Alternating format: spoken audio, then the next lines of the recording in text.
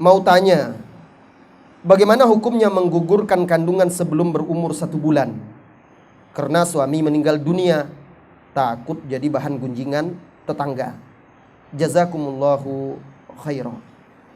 Menggugurkan kandungan tanpa ada alasan yang dibolehkan oleh syar'i, walaupun baru 1 bulan usia kehamilannya, itu adalah haram dan termasuk membunuh janin itu.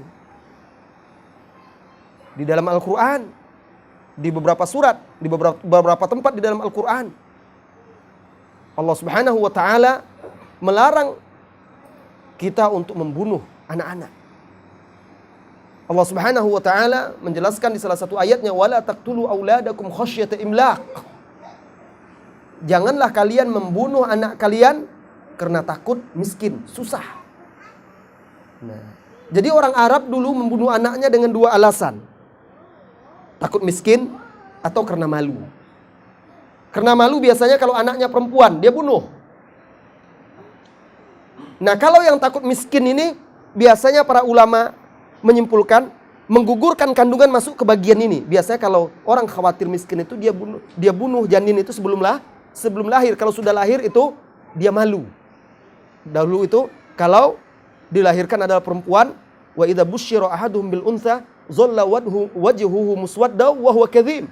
Apabila diberi kabar gembira bahwa bayi mereka yang lahir itu adalah perempuan, maka mereka malu, marah, berubah muka mereka, menahan marah, dongkol, tidak terima. Sebagian mereka membunuh anak-anak mereka.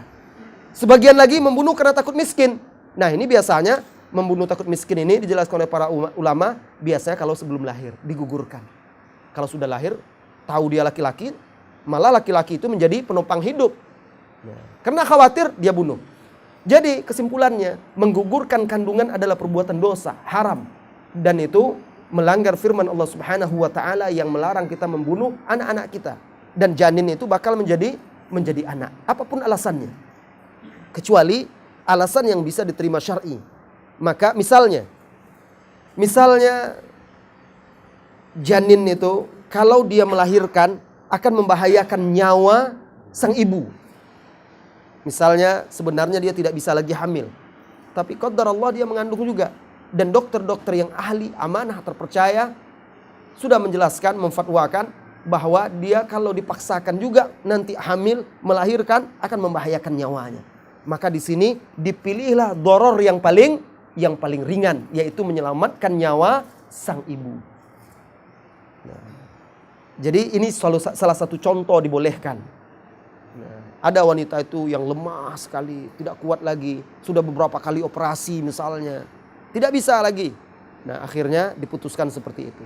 Tapi kalau alasannya hanya karena seperti di sini, suami meninggal lalu takut jadi bahan gunjingan tetangga. Loh, memangnya Anda menikah tetangga tidak tahu? Kok kan tahu dia suami Anda? Nah, kalau dia tahu itu suami Anda dan tahu dia juga memangnya meninggalnya dirahasiakan.